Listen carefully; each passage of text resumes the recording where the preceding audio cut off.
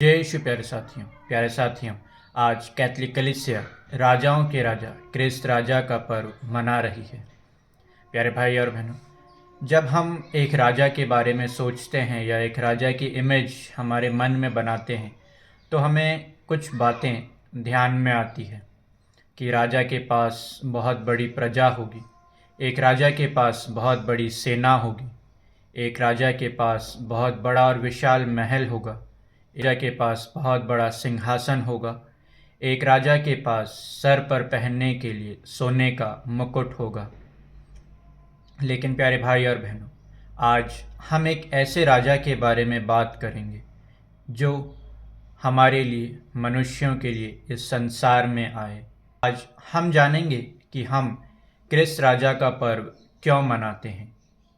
यह बात है सन 1925 की, जब संत पापा पियूष 11वें ने, जब वो अपने बालकनी में बैठे थे तो अपनी प्रजा के बारे में सोच रहे थे।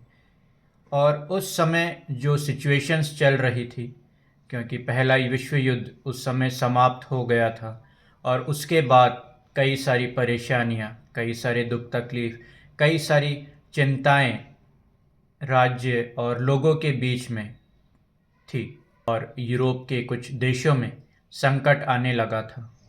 चर्च में लोग कम होते जा रहे थे, कलीसिया छोटी होती जा रही थी।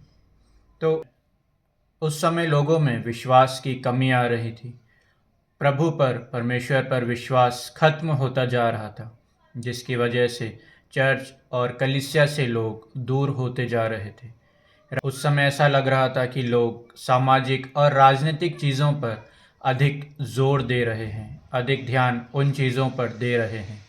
इन सभी चीज़ों को मद्देनज़र रखते हुए संत पापा ने क्रिस्त राजा के पर्व की स्थापना करी, ताकि लोगों में फिर से विश्वास उत्पन्न हो और वे सिर्फ एक ही राजा को माने, क्रिस्त राजा को। इसीलिए पोप पियूष 11वें ने इस पर्व की स्थापना उस समय करी। और प्यारे भाई और बहनों, संत पापा पियूष 11वें का यह कहना काफ़ी सच साबित हुआ कि प्रभु यीशु क्रिस्त राजा थे, राजा हैं और हमेशा हमारे राजा रहेंगे। और बहनों, प्रभु यीशु के पास कोई बहुत बड़ी सेना नहीं थी जो उनके सामने झुक सके, बल्कि प्रभु यीशु खुद अपने शिष्यों के सामने झुके उनके पैर धोने के लिए। प्रभु यीशु के पास कोई बहुत बड़ा सिंहासन नहीं था, बल्कि वे खुद एक गधे के ऊपर बैठकर यरूशलेम में प्रवेश करते हैं और वहाँ के लोग होसाना करते हुए उनका स्वागत करते हैं। प्रभु यीशु ने कभी भी सोने का मुकुट नहीं पहना, बल्कि यहूदियों ने, महायाजकों ने, शास्त्रियों ने उन्हें कांटों का मुकुट पहनाया और उनसे कहा, देखो ये यहूदियों का राजा है। प्यारे भाई और बहनों, प्रभु यीशु ने कभी किसी की जान नहीं ली, बल्कि अंधों को, कोढ़ियों को, लंगड़ों को प्रभु ने चंगा किया है, लाजरुस को मुर्दों में से जिलाया है और कई ऐसे प्रभु ने चमत्कार किए हैं। प्रभु यीशु ने लोगों को क्षमा का पाठ सिखाया है, दया का पाठ सिखाया है और भाईचारे का पाठ सिखाया है कि सभी लोग प्रेम से, एकता से सभी एक साथ रह सकें। जो पापी थे उन्हें क्षमादान प्रदान किया है ताकि वे फिर से प्रभु के करीब आ सकें, क्योंकि प्रभु का वचन कहता है, पवित्र बाइबल में लिखा है कि मार्ग, सत्य और जीवन मैं हूँ। प्यारे भाई और बहनों, प्रभु यीशु ने कभी भी ये नहीं कहा कि तुम मेरे शिष्य बनो। प्रभु यीशु ने यह कहा कि जो मेरा अनुसरण करना चाहता है वह आत्मत्याग करे और अपना क्रूस उठाकर मेरे पीछे हो ले।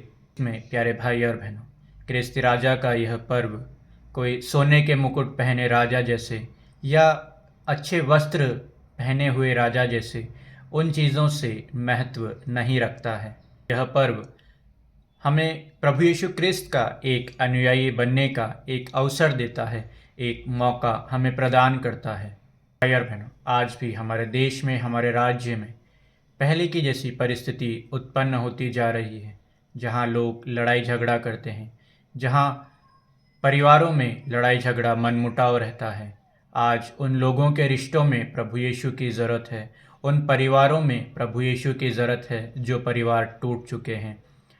सभी देशों में, उन सभी राज्यों में प्रभु यीशु की ज़रूरत है जहाँ पर भ्रष्टाचार होता है, जहाँ आज भी हमारे देशों में और कई राज्यों में आतंकवाद उत्पन्न होता जा रहा है। आज कई जगह ऐसी है जहाँ पर शांति नहीं है। आज उन सभी राज्यों में प्रभु की शांति की ज़रूरत है।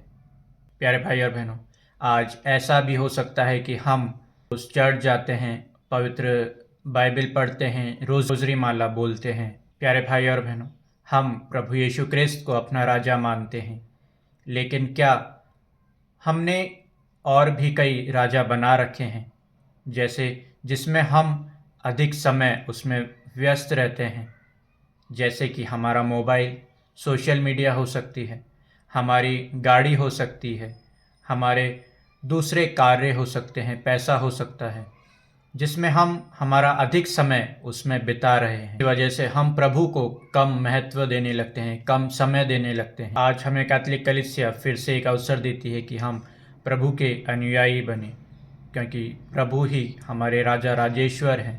प्रभु ही हमें स्वर्ग तक ले जा सकते हैं। प्यारे भाई और बहनों, आज हम भक्तिपूर्वक आज के इस पर्व को मनाएं, इस पर्व में भाग लें और दूसरों को भी प्रभु के करीब लाएं। प्रभु आप सभी को आशीष प्रदान करें। सभी को जय यीशु।